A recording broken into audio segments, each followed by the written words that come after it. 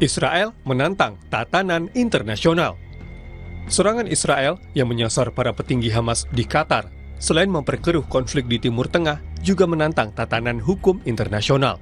Qatar, sebuah negara berdaulat, menjadi korban serangan sepihak Israel yang mengincar tokoh Hamas yang berada di Doha. Tindakan serampangan Israel adalah pelanggaran serius terhadap Piagam Perserikatan Bangsa-Bangsa dan sejumlah konvensi internasional yang berpotensi memperluas konflik dan menimbulkan presiden buruk. Ini bukan pertama kalinya Israel menyerang negara lain di tengah konflik dengan kelompok Hamas di jalur Gaza, Palestina. Israel membunuh pemimpin politik Hamas, Ismail Haniyeh, di Teheran, Iran, menyerbu Hizbullah di Lebanon, menewaskan petinggi Garda Revolusioner Iran, Muhammad Reza Shahedi, di Damaskus, Suriah, dan menyerang fasilitas nuklir Iran. Namun, negara-negara tersebut sedikit banyak terlibat dalam perseteruan Israel-Hamas. Adapun Qatar tidak sedang berperang dengan Israel. Justru Qatar terlibat aktif untuk memediasi konflik Israel-Hamas sejak serangan kejutan Hamas ke Israel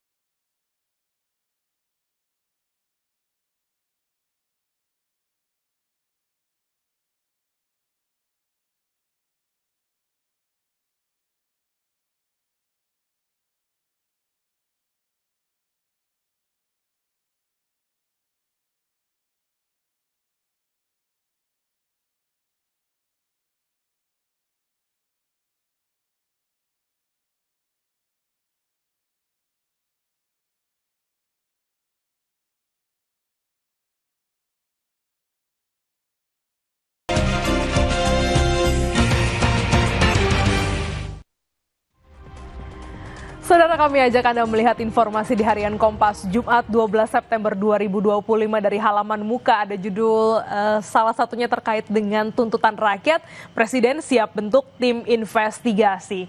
Presiden Prabowo Subianto menyetujui usul pembentukan tim investigasi independen untuk menyelidiki rangkaian kericuhan di sela unjuk rasa yang terjadi pada akhir Agustus 2025. Tim ini diharapkan bisa mengungkap dalang kerusuhan serta menegakkan hukum terhadap seluruh pihak yang terlibat dalam berbagai tindak kekerasan. Kita bergeser, saudara, ke bagian tengah. Ini ada judul besar yang diangkat Harian Kompas.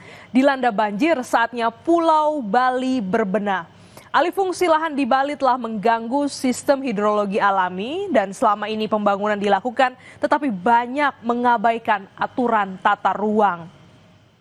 Kita lihat lagi bagaimana pembangunan di Bali dianggap belum berorientasi pada mitigasi bencana, banyak mengabaikan tata ruang dan juga kelebihan turis. Kita lihat bagaimana di bagian foto berita, ya, ini merupakan salah satu warga di Puri, Denpasar, Kota Bali membersihkan permukiman dari puing-puing bekas terjangan banjir. Luapan Sungai Badung pada Kamis kemarin, banjir bandang Bali mengakibatkan 14 orang tewas dan dua orang hilang. Harian Kompas juga melengkapi dengan data-data kerusakan yang dihimpun dari BPBD Provinsi Bali per 11 September 2025 pukul 12 WITA. Sebanyak 81 titik lokasi banjir tersebar di 6 kabupaten terdampak dan 81 titik banjir di Kota Denpasar. Jadi total titik banjir di Bali ada 163 lokasi banjir. Tak hanya di Bali, saudara, cuaca ekstrim juga melanda Nusa Tenggara Timur. Sejumlah wilayah berpotensi hujan lebat. Setelah memicu hujan lebat dan banjir di Nusa Tenggara Timur dan Bali, gelombang ekuatorial Rossby kini bergerak di atas Pulau Jawa. Kondisi meningkatkan potensi terjadinya hujan lebat hingga sepekan mendatang. Ada juga di halaman lainnya, saudara, untuk wilayah Jakarta halaman 12. Reklamasi di Cilincing, kita lihat ini juga ada nih sorotannya di Metropolitan, saudara ya. Reklamasi di Cilincing, kepentingan nelayan dan kelestarian laut menjadi prioritas utama. Pemerintah menekankan bahwa kepentingan nelayan dan kelestarian laut menjadi prioritas yang tidak boleh diabaikan. Kementerian Kelautan dan Perikanan memastikan proyek reklamasi yang dikerjakan PT Karya Citra Nusantara di Cilincing, Jakarta Utara memiliki izin lengkap dan tidak menutup akses bagi nelayan.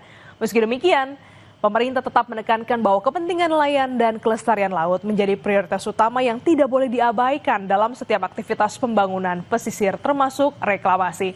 Sorotan ini dan informasi lainnya saudara dapat Anda baca di Harian Kompas yang terbit pada hari ini Jumat 12 September 2025.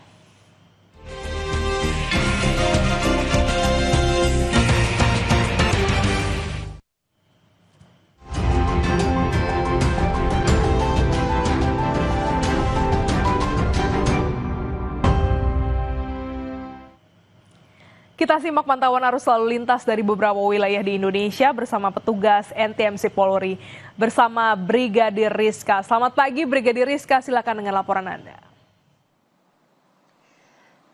Ya baik, selamat pagi Klinis dan selamat pagi juga saudara. Kembali Brigadir Rizka akan menginformasikan bagaimana situasi lalu lintas pada pagi hari ini langsung dari CCTV Korlantas Polri.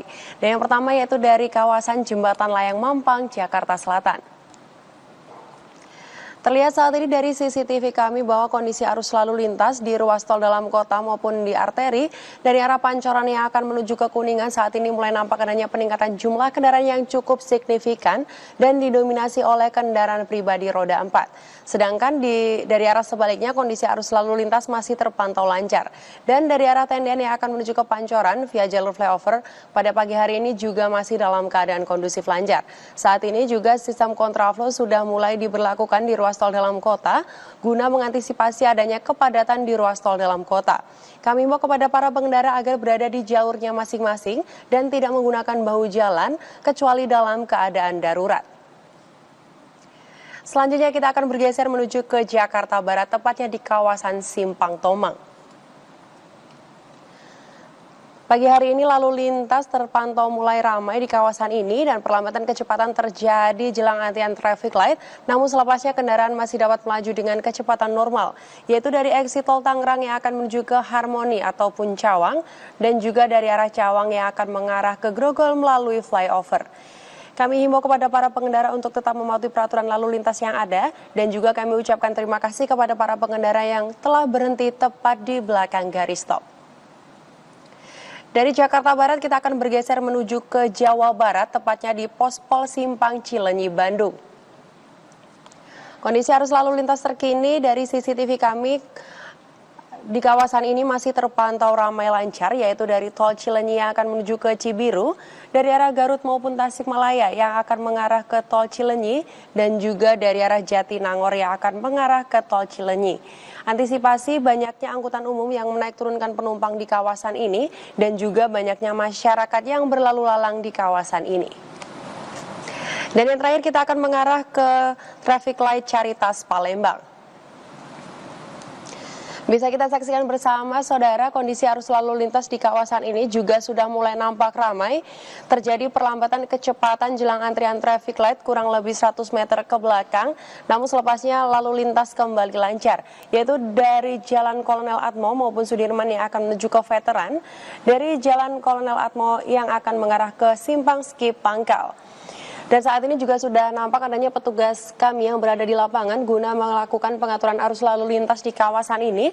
Untuk itu kami menghimbau kepada para pengendara agar selalu mematuhi arahan petugas yang berada di lapangan demi terciptanya kelancaran arus lalu lintas. Dan saudara, perlu kami informasikan juga bahwa berdasarkan data IRSMS dari Korlantas Polri dalam kurun waktu 1 kali 24 jam telah terjadi sebanyak 248 kasus kecelakaan lalu lintas dengan rincian jumlah korban yaitu 20 meninggal dunia, 40 luka berat dan juga 294 luka ringan. Dari 248 kasus kecelakaan tersebut, 39% terjadi karena kelalaian pengendara. Untuk itu kami selalu menghimbau kepada para pengendara agar selalu berkonsentrasi ketika Anda berkendara dan juga mematuhi peraturan lalu lintas yang ada demi terciptanya Kamseltib Charlantas. Dan untuk informasi lalu lintas terkini tentunya kami juga siap untuk melayani Anda di 15669 atau melalui SMS Center di 9119. Semoga informasi yang kami sampaikan bermanfaat. Demikian laporan dari Brigadir Rizka langsung dari Studio NTMC Polri. Kembali ke Glenny, silahkan. Terima kasih Brigadir Rizka atas laporan Anda. Selamat bertugas kembali.